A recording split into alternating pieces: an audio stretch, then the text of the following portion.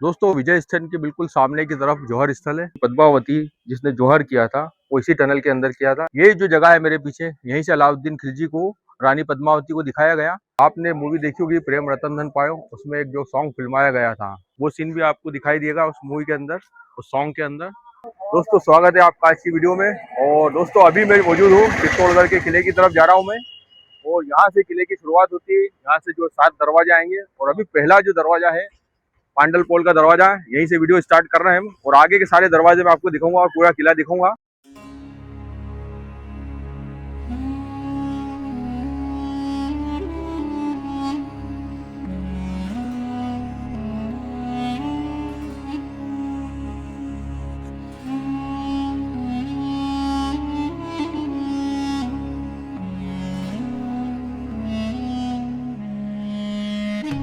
तो दोस्तों ये किले के जब 7 दरवाजे पार करने के बाद आप ऊपर आओगे तो आपको यहाँ पर टिकट विंडो मिलेगा।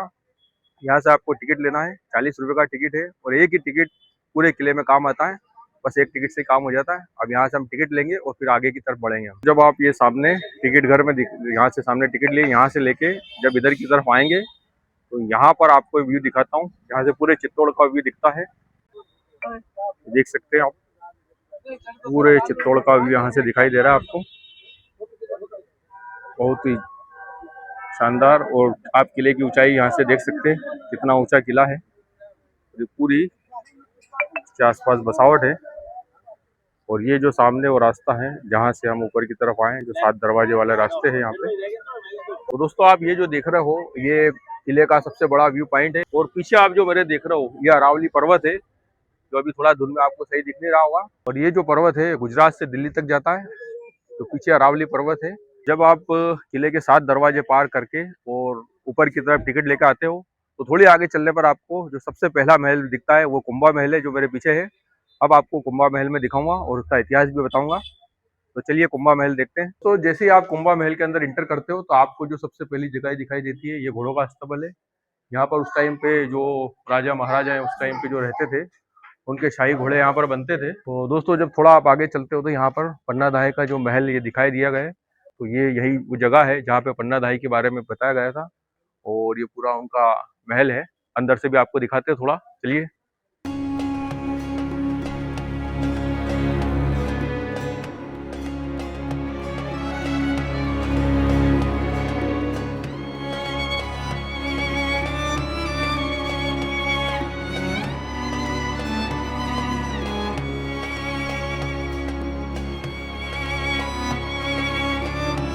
अभी आपको पता है कि मैं कुंभा महल में हूँ। अब थोड़ा कुंभा महल के इतिहास के बारे में मैं आपको बताता चलूँ। इस कुंभा महल का निर्माण जो है 8वीं शताब्दी में बप्पा रावल ने किया था। और बप्पा रावल से लेके राणा उदय सिंह तक लगभग 700 से 800 साल में इसी महल में रहते थे। इस किले के 2 भाग है, एक जनाना महल और दूसरा है मर्दाना महल। जनाना महल में जो रानी और दासियां रहा करती थी, मर्दाना महल में राजकुमार और राजा रहा करते थे। आगे चल के आपको मैं जनाना और मर्दाना महल दोनों दिखाऊंगा। आपने मूवी देखी होगी प्रेम रतन धन पायो, उसमें एक जो सॉन्ग फिल्माया गया था जब तुम चाहो, वो उस फिल्म के उस सॉन्ग को भी यहाँ पर फिल्माया गया था। आप जो पीछे लोकेशन देख रहे हैं मेरे, वो सीन भी आपको दिखाई देगा उस मूवी के अंदर, उस सॉन्ग के अंदर। तो आप मेरे पीछे जो देख रहे हैं ये जनाना महल है। जैसा कि मैंने आपको बताया था कि इस कुंभा महल के अंदर एक जनाना और एक मर्दाना महल है। तो ये जनाना महल है और इस महल के अंदर रानियां और दासियां रहा करती थी। इसके अलावा इसमें कई गुप्त रास्ते बने हुए हैं जहाँ से जो रानी और दासियां स्नान करने के लिए जाया करती थी। जैसा कि मैं आपको आगे चल कर बताता हूँ कि एक टनल है जिस टनल के अंदर से रानी और दासियां जाकर स्नान करती थी। क्योंकि तो पुराने समय में जो था राजपूत प्रथा में हुआ करता था कि पर्दा प्रथा होती थी, इसलिए यहाँ पर कई टनलें बनी हुई है। तो ये जो आप मेरे पीछे देख रहे हैं ये जनाना महल है और आगे मैं आपको दिखाऊंगा मर्दाना महल। आपने जो जनाना महल देखा था और अब आप जो मेरे पीछे देख रहे हैं ये मर्दाना महल कहलाता है। ये भी 3 मंजिला इमारत थी जो धस चुकी है और अभी इसके अवशेष बचे हैं। यहाँ पर जो उस समय के राजकुमार और राजा रहा करते थे, ये किंग पैलेस कहलाता था। कुंभा महल में जब आप थोड़ी आगे की तरफ बढ़ते हैं तो आपको यहाँ पर साइड में एक टनल दिखाई देगी और ये टनल 1.5 किलोमीटर लंबी टनल है जो गोमुख कुंड की तरफ जाती है। पुराने समय में जो रानी और दासी होती थी वो इसी के अंदर से जाकर और स्नान करती थी वहां जाकर। और जो पद्मावती जिसने जौहर किया था वो इसी टनल के अंदर किया था। तो यहाँ पर रात में लाइट एंड साउंड शो चलता है, उसके टिकट यहाँ पर मिलते हैं और 177 रुपये पर पर्सन के हिसाब से टिकट चलता है। और अंदर जो लाइट एंड साउंड शो चलता है वो जगह मैं आपको दिखाता हूँ। चलिए अंदर चल के दिखाता हूँ आपको।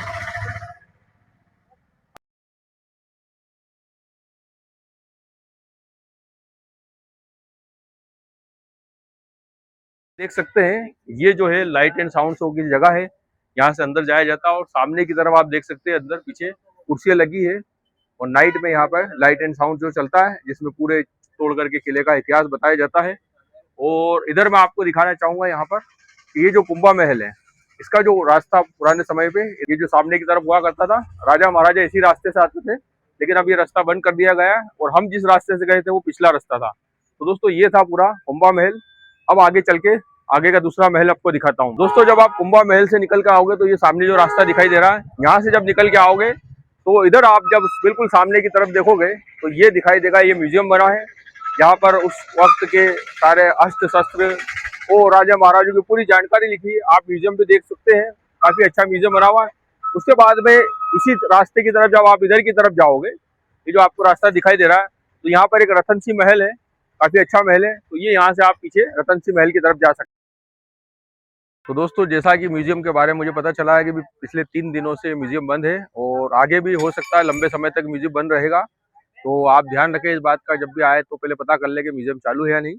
सभी लोग यहाँ से वापस लौट रहे हैं, तो चलते हैं अब इससे आगे जाके हम कीर्ति स्तंभ को देखेंगे।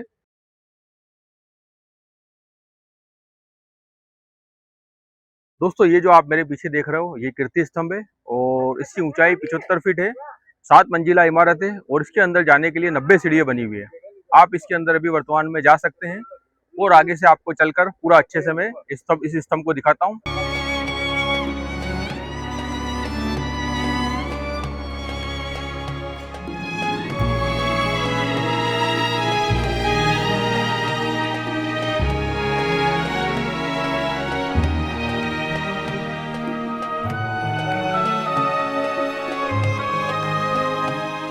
ये देखिए, ये हमारे राजस्थान भैया छाछ और राबड़ी पिला रहे हैं। राजस्थानी राबड़ी है और 10 रुपए गिलास में छाछ है और राबड़ी 20 रुपए गिलास है।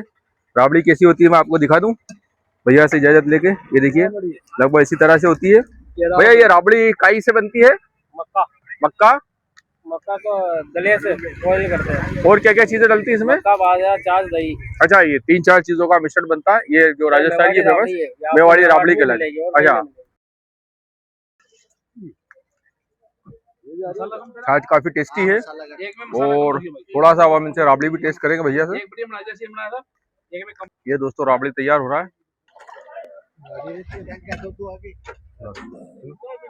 बस बस बस बस, ये राबड़ी है, ये थोड़ी गाढ़ी है, इसमें मक्का और जो छाछ वगैरह सारी चीजें ले ली। अब देखते हैं, टेस्ट करते हैं।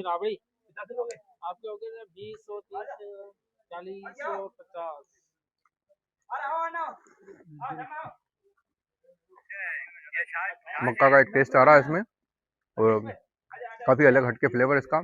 और पहली बार मैंने राबड़ी टेस्ट करी, काफी अच्छा स्वाद है इसका भी।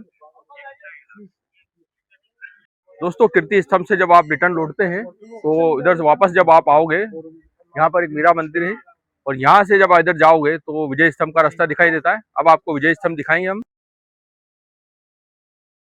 पहुंच चुके हैं विजय स्तंभ की तरफ।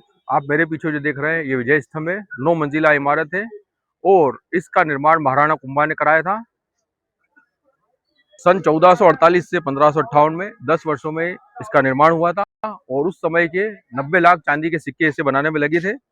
और इस विजय स्तंभ की जो लंबाई है 122 फीट ऊंचा है और इसके अंदर 157 जो घुमावदार सीढ़ियां बनी हुई है। दोस्तों विजय स्तंभ के बिल्कुल सामने की तरफ जौहर स्थल है, आप देख सकते हैं मेरे पीछे, ये जौहर स्थल कहलाता है। और ये जो मैदान है ये जौहर स्थल हुआ करता था और इस मैदान की जो गहराई 40 फीट के करीब हुआ करती थी। 40 फीट ऊंचा अंदर गहरा जो गड्ढा हुआ करता था, इसी के अंदर जो है जौहर हुआ करते थे। और पूरे चित्तौड़ में अभी तक 3 बार जौहर हुए हैं। जौहर करने से पहले जो रानी है अपनी दासियों के साथ में, वो सामने जो रास्ता दिखाई दे रहा है आपको, उत्तरी रास्ता कहलाता है, वो वहां से आती थी और वो इधर की तरफ आती थी और यहाँ पर एक मंदिर बना हुआ था, यहाँ पर आकर पूजा करती थी। और जो सामने आप देख सकते हो जो विजय स्थल के पास में, वहां पे दीवार की तरफ वहां आती थी और वहां से आने के बाद में इस जौहर स्थल के अंदर कूदकर और अपनी जान दे देती थी। तो ये है पूरा जौहर स्थल है। जौहर स्थल से लगभग 2 किलोमीटर दूर ये है पद्मिनी महल। अब आपको पद्मिनी महल दिखाएंगे। ये जो है पद्मिनी पैलेस है और यहाँ पर जो रानी रूपमती 4 महीने रहा करती थी, यानी ये समर पैलेस कहलाता था। बाकी की जो 8 महीने मैंने आपको जो कुंभा महल बताया था उस कुंभा महल में रहा करती थी। और जो सामने की तरह आप देख सकते हो, ये जो है यहाँ पर ये गेस्ट रूम हुआ करते थे। यहाँ पर जो स्पेशल गेस्ट आते थे उनको यहाँ पर इंतजार किया जाता था। और आगे और भी चीजें यहाँ पे आपको मैं दिखाऊंगा कि अलाउद्दीन खिलजी को जो रानी पद्मावती को कहाँ दिखाया गया था।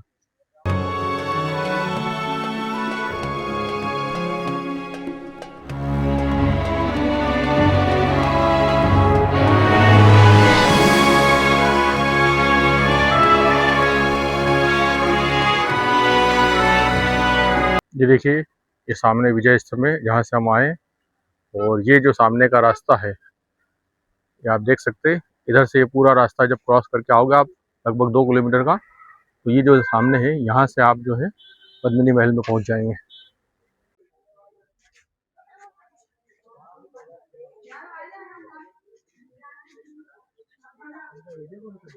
आप देख सकते हैं मैं रानी पद्मावती के पैलेस में हूँ। ये जो जगह है मेरे पीछे, यहीं से अलाउद्दीन खिलजी को रानी पद्मावती को दिखाया गया। और मैंने जैसा कि आपको बताया कि रानी पद्मावती 4 महीने इस महल में रहा करती थी, जब समर का मौसम आता था, गर्मी का मौसम में। और ये बीच में महल जो पीछे आपको दिखाऊंगा बना हुआ है, वहां पर रहा करती थी। और वहां पे जाने के लिए जो रास्ता है ये अभी बंद कर दिया है।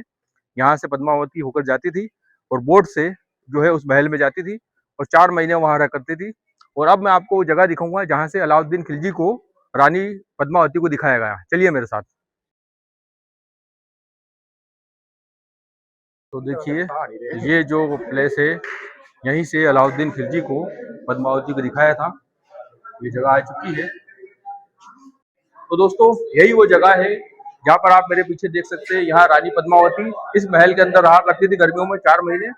और जब अलाउद्दीन खिलजी को उसे दिखाया था, तो सामने जो आप देख रहे हैं वो सीढ़ी नीचे दिख रही है, वहां पर रानी पद्मावती आकर बैठ गई थी और पानी में उसका प्रतिबिंब पड़ा था। उसके बाद में यहाँ पर इसमें 90 डिग्री का एंगल हुआ था। जो कांच के सामने देख रहे हैं आप, इस कांच के अंदर अलाउद्दीन खिलजी को उसका प्रतिबिंब दिखाया था।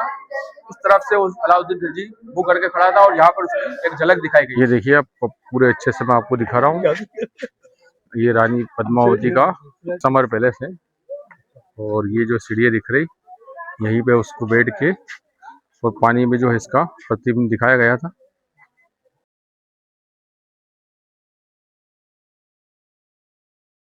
दोस्तों, पद्मिनी महल के पास में ही हजरत नूगुज़ पीर साहब रहमतुल्लाह अलैह का आस्थाना है। तो चलिए आप वहाँ चल के आपको ज़ियारत कराते हैं। बहुत ही मुकद्दस जगह है और ये बिल्कुल आखिरी तरफ जो है आस्थाना बना हुआ है। ये 9 गज बाबा है, यानी इनकी जो हाइट लगभग 27 फीट के करीब इनकी हाइट है। और इनका जो मजार मुबारक बना हुआ है आपको दिखा रहे हैं। ये रास्ता उधर की तरफ ही जाता है। और हम पहले भी आए थे तो यहाँ भी हम जब आकर ज़ियारत करी थी, और आज भी फिर जा रहे हैं। और देख सकते हैं आप नीचे की तरफ जब हम आ रहे हैं तो आस्थाना करीब आते जा रहा है हमारे।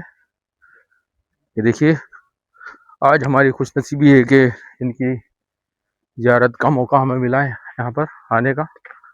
और बिल्कुल एकांत में ये दरगाह शरीफ बनी हुई है, इनका आस्थाना बना हुआ है। देखिए, जूते उतारना, हाँ देखिए।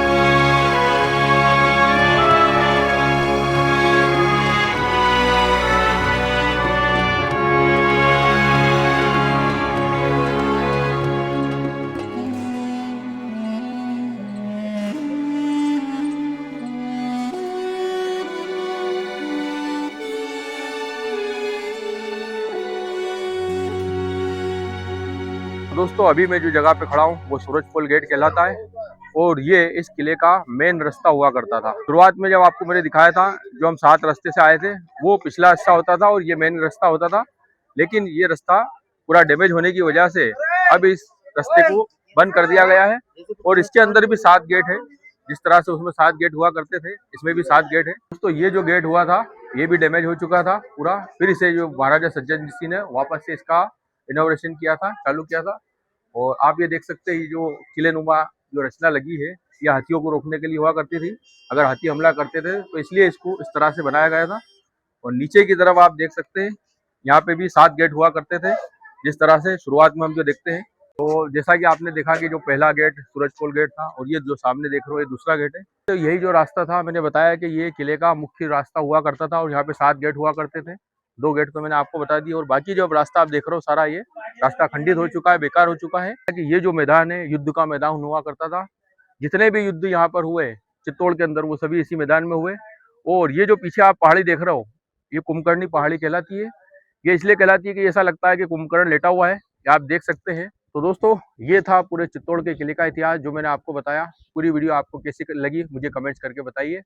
वीडियो को यहीं पर खत्म करते हैं, अगली वीडियो में अगली जगह के साथ में मिलेंगे। गुड बाय, जय हिंद।